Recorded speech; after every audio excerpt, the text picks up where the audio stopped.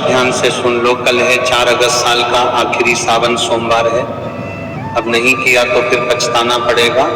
शाम 7 बजे के बाद एक थाली में पीला या सफेद कपड़ा बिछाओ और रखो एक सुपारी, 7 काली तिल, 1 कपूर टिक्की, 1 चांदी या तांबे का सिक्का, थोड़ा कच्चा दूध, 5 गुलाब की पंखुड़ियां और 1 चुटकी चावल। फिर देसी घी का दीपक जलाओ और मंत्र बोलो, ओम नमः शिवाय 11 बार, ओम महादेवाय नमः 11 बार। फिर सब पीपल की जड़ में छोड़ दो और कहो, हे भोलेनाथ कृपा दो, दुख हर लो, उजाला दो, हर हर महादेव।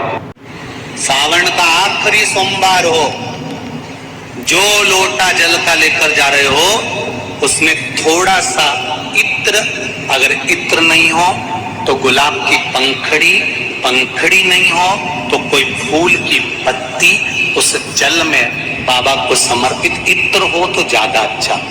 आखिरी सोमवार को या सावन महीने का आखिरी दिन आप शिव को जब 2 लोटा जल चढ़ाएं तो उसमें इत्र का भाव रखकर, कामना कर कर, त्र्यंबकेश्वर बाबा का स्मरण कर कर और महामृत्युंजय मंत्र को जपते हुए। कौन सा मंत्र? ये वेद का बड़ा सुंदर मंत्र है। सावन के महीने में जितने लोग पार्थिव शिवलिंग का निर्माण करते हैं, सावन के महीने में जितने लोग पार्थिव शिवलिंग बनाकर पूजन करते हैं, कोई सहजता नहीं है। करोड़ों करोड़ों पुण्य हमारे जीवन के प्राप्त हो जाते हैं, तब शिवलिंग बनता है। आप जब शिवलिंग का स्पर्श कर कर, हमने कई बार कहा है, जब आप लोग शिवरात्रि पर शिवलिंग बनाते हो, सावन के महीने में सोमवार को शिवलिंग बनाते हो, सावन के महीने में शिवलिंग बनाते हो, अधिक मास में शिवलिंग बनाते हो, हम कई लोगों को पहले भी कहे, आज भी कहते हैं, महाराज आप अपने हाथ से शिवलिंग बनाओ। ब्राह्मण देवता तो कहेंगे लाओ मैं बना देता हूं, नहीं, आप अपने हाथ से बनाओ। क्यों? ये सारी जो भाग्य की रेखाएं ना, जब शिवलिंग बनाते हो, हमारे हाथ की जो बेकार रेखा है, दुख की रेखा है, हमारी कई बेकार किस्मत की रेखाएं होती हैं, शिवलिंग बनाते समय वो रेखाएं भी श्रेष्ठ हो जाती हैं और हमारा भाग्य बदल देती हैं।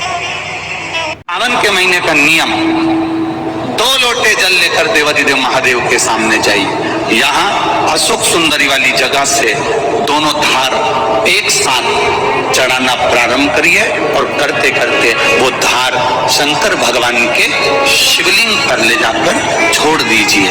ये सावन के महीने की अगर आपने मात्र 7 दिन भी लगातार अगर ये धार आपने चढ़ा ली है तो देवाधिदेव महादेव की कृपा से 3-4 महीने में सूचना आपको प्राप्त हो ही जाती है। बेलपत्र चढ़ाने का नियम है। शंकर जी की सबसे पहले जो जलाधारी होती है ना, जहाँ से पानी गिरता है, एक बेलपत्र वहां रखना चाहिए। दूसरा बेलपत्र जहाँ शिवलिंग रखा हुआ, जिस जगह पर जहाँ जलाधारी पे शिवलिंग रखा हुआ है, शिवलिंग रखा है उस स्थान पर बेलपत्र रखना, शिवलिंग के पास। फिर तीसरी बेलपत्र भगवान के, शंकर के जो जलाधारी जहाँ पानी गिरता है उस स्थान की ओर रखना चाहिए। चौथी बेलपत्र शंकर जी के, फिर शिवलिंग के ऊपर रखना चाहिए। तब शंकर उस बेलपत्र को स्वीकार करते हैं, तब शिव उस बेलपत्र को स्वीकार करता। पूरी दुनिया में केवल एक बेलपत्र का वृक्ष कैसा होता है, जिस वृक्ष के नीचे माता लक्ष्मी शाम के समय पर वो झाड़ू लगाती। बेलपत्र के पेड़, बेलपत्र का वृक्ष, जिसके यहाँ लक्ष्मी नहीं गिरती हो, पैसा घर में नहीं आता होगा, बहुत चिंता लगी रहती हो, लक्ष्मी से जुड़ी हुई, व्यापार से जुड़ी हुई, पैसा आ ही नहीं गया, बहुत मेहनत करना। सोमवार की सोमवार 5 सोमवार बेलपत्री के पेड़ के नीचे एक घी का दिया लगाना चालू कर दीजिए। शाम के समय थोड़ी सी मिट्टी बेलपत्री के पेड़ के नीचे उठा कर लिया, घर के अंदर इतनी सी इलाके पटक दीजिए। 5 सोमवार करके देखो, 6ठे सोमवार में करने की जरूरत नहीं पड़ेगी, व्यापार अपने आप बढ़ना चालू कर जाएगा। लक्ष्मी शाम, जिन जिन के घर में शंकर भगवान का शिवलिंग विराज रहा है उनसे निवेदन करना था, इतना सा हो, बड़ा सा हो, छोटा सा हो, कंकर मात्र का हो, इतना छोटा सा भी हो, तो भगवान को निलाने के लिए जब बैठो, स्नान कराने के लिए बैठो, तब एक निवेदन जरूर है कि शिव जी का जो जल आप शंकर जी को स्नान कराओ तो एक अलग थोड़ा सा पात्र कर लो, एक छोटी सी प्लेट अलग कर लो, उसमें निला लो।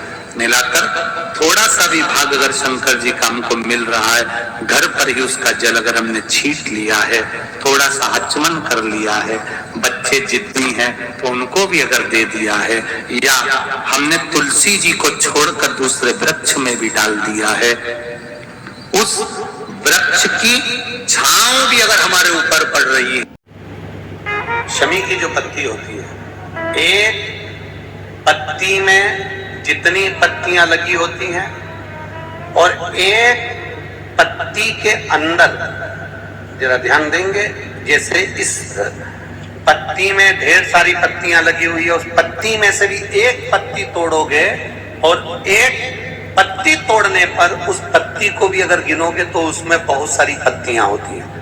आज प्रयास करना, अगर कहीं आपको शमी की पत्ती मिले तो जैसे ये पत्ती, इस पत्ती को तोड़ा गया, इस पत्ती में से एक पत्ती निकाली गई और एक पत्ती निकालकर आप धीरे से रखना, उसमें भी बारीक बारीक बारीक बारीक बारीक बारीक बहुत सारी पत्तियां नजर आती हैं। शिव महापुराण की कथा कहती है, जो सोमवार की अष्टमी हो या प्रदोष का व्रत हो या 12 महीने की शिवरात्रि हो या किसी भी दिन प्रदोष काल के अंतर्गत शंकर भगवान को एक शमी का पत्ता कोई भूलवश भी समर्पित कर देता है, तो जितनी एक पत्ती में पत्तियां होती है और उस पत्ती के अंदर भी एक पत्ती को तोड़ने के बाद जितनी पत्तियां होती है, उतने जन्म मृत्यु लोक में मनुष्य के नहीं होते। 84 लाख योनियों में से वो योनियां कट जाती हैं और देव योनि प्राप्त